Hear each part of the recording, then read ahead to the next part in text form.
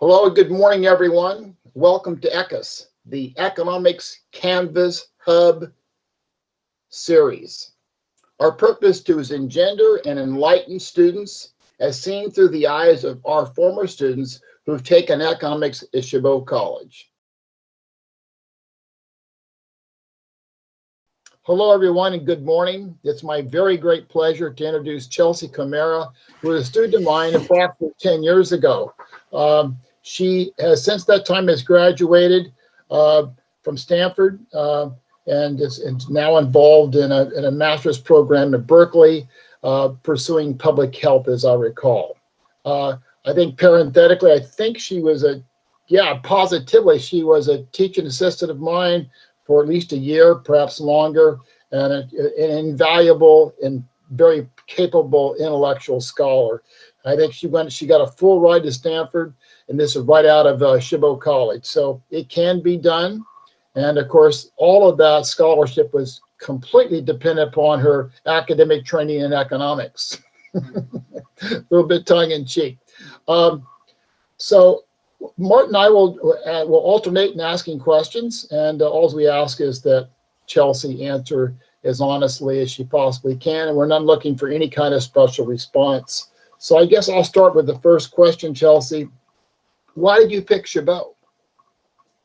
Well, I honestly had gotten into a couple state schools also. I think I was aspiring to states or UCs, but after a discussion with my family, we decided that it was going to be more economically feasible for me to go to Chabot. Admittedly, that was a disappointment at the time, but after having gone through that experience, I'm so glad that I went to Chabot. And I would tell people 100 times again to go to community college first. Now that you've had the advantage of going to both a top university in the United States and Chabot College, in terms of not student, because we know students at those universities are superior students because they self-select, but in terms of teaching quality, how does Chabot compare on the average with university professors? On average, probably better, honestly.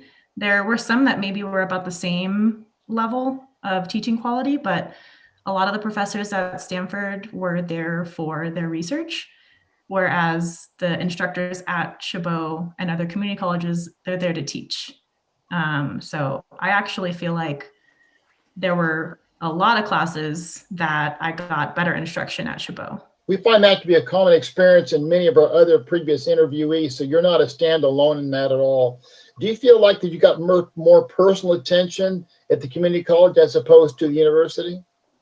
Oh yeah, 100%. I mean, I got to develop a professional relationship with UCAN and as well as a few other professors in chemistry and in physics. Whereas there are maybe a few professors I can call on from Stanford, but it's definitely not the same. Wanted to get you to elaborate on your initial disappointment when you went to Chabot, right? And I think that's not unusual, but I would love for you to explain to people what your preconceived notions were, and maybe in how they were dispelled after you attended Chabot.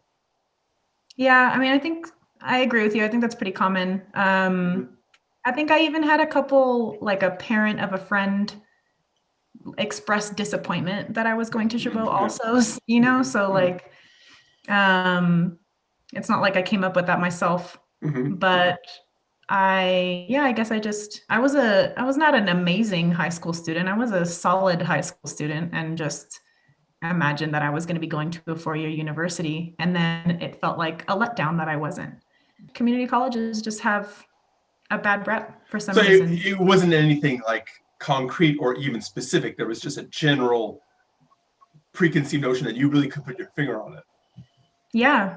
There was no like evidence that I had to suggest that Chabot was bad. And to continue that line of preconceived notions, did you have any preconceived notions before you took your economics classes about the subject itself? Because some people dread it, and other people, just don't know what to expect. Yeah, I think I might have taken a high school course. Okay.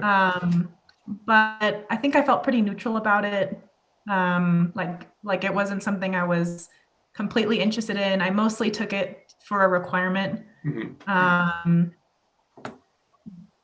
Yeah, but I think I also wasn't dreading it either. You got a leg up then.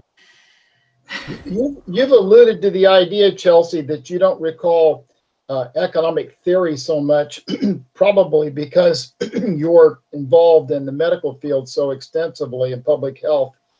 And nevertheless, I have personal knowledge that you had a choice. You were accepted at Harvard in the master's program. You're also accepted at University of California. You want to share with the class why you ditched Harvard and took Berkeley? Yeah, that was a pretty hard decision. Also, getting into Stanford as an undergrad and Harvard master's program, that's something that I never would have imagined would have happened to me. I'm a first-gen college graduate. My parents don't have a college education. A lot of my family doesn't. So this was all just really mind-blowing. So I ultimately decided to turn down Harvard and go to UC Berkeley for my master's. Their programs were comparable. They both had amazing research and amazing professors and classes that they had, and it came down to the price tag. If I was gonna go to Harvard, I would be in $100,000 of debt right now. And at Berkeley, I could take a TA-ship, and I've actually made money off of the program and living with my parents, so I don't have to pay rent. So yeah, maybe you are right, Ken. Maybe I did use my econ knowledge to make that decision. See, we don't have to attach the label opportunity cost, do we? To know that if you'd gone to Harvard, you would have lost out on so many other financial opportunities, but you certainly employed the concept. Yeah, I mean, I think that people don't realize that they're living it, when I mean living it, the concepts themselves, but they're applying it subconsciously, so to speak. Now you're in the medical field now, right? It's a public health program. Public health. Now, I think that's probably the best field to be in to apply economics, both micro and macro, in my opinion. Can you give us an idea of the area of public health you're in, and then maybe we could flesh out some of the economic concepts that you're dealing with right now? Sure. Well, the area that I'm in. So the specific name of the concentration is health and social behavior. A lot of the program has been learning about structures of racism that drive health disparities and how they manifest in our world and policies and in culture, and then as far as the health in people's bodies, right? There's something called embodiment theory, where you have social structures that people literally embody, and it becomes part of their biology and affects their health. Yeah, I mean, I think one of the aspects of economics that will help definitely your field is just the focus on measuring or collecting data and measuring outcomes, right? If you didn't have that skill set, your line of work would be kind of punching in the dark, so to speak. Yeah, that's true. There's definitely a lot of quantitative work. I've been learning some biostatistics and quantitative analysis to be able to do some of the work. Goal, I guess, of effective public health policy is to just be effective, right? And you have to take into account, are there groups of people who are impacted to a different degree? And that the whole COVID thing is really putting that at the forefront, right? Because this is affecting everybody. There's not one person who's not escaping its effect, but still there's disparate impacts among groups of people, then how do we form a response to it that's not only going to be effective, but helps the people who need the most help, right? Is that something you guys are thinking about right now? Yeah, there's definitely a lot of talk around COVID for sure. And like you said, everyone's having to go through COVID, right? We're all sort of in the same storm, but in very different boats, depending on where you are, where you live, the history of redlining and how that has impacted different communities, definitely. And there is 100% an emphasis on trying to get the resources where they're most needed. Unfortunately, we're already seeing that folks who are being vaccinated, that is not matching up with the locations in which communities are being hit the hardest by COVID. Yeah, if I could just follow up on one more thing, that this is one of the misconceptions about economics, where too many people think it's about money or capitalism. You can't get anywhere, especially in your line of work, without understanding the data, without understanding the choices being made with scarce resources. So economics is just merely a tool. How you use that tool is up to you in terms of whatever your goal is, right? And it's the political, the social angle to it in many respects is neutral, right? It's all how you apply it. Mm-hmm. Yeah, that makes a lot of sense. We're trying to use the limited resources we have in public health and direct them towards the individuals that need them the most. That's economics in a nutshell. It's funny. I didn't still think I was using it.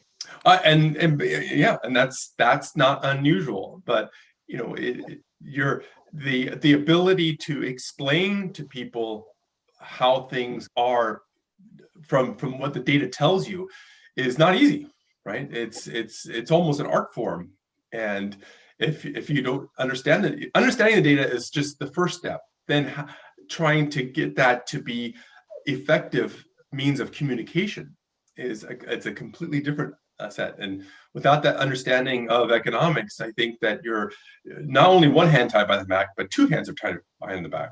And so I'm a little bit biased in that regard. Chelsea, do you have any parting words for brand new 18-year-old students straight out of Moreau? They're going to enter Chabot for the first time. What advice would you have for them? I would say for anyone coming into Chabot, coming into community college and taking econ, or honestly any of the other classes, I would just say to keep an open mind. You don't necessarily know how this is going to impact the path that you take, and you could be using it in ways you're not expecting. At the very least, I think it's a window into how different people think in different professions. So you get a little taste for how an economist thinks. Sure. We're gonna leave the meeting now. Bye-bye, Chels. Talk to you later. Thank you so much. Thank you.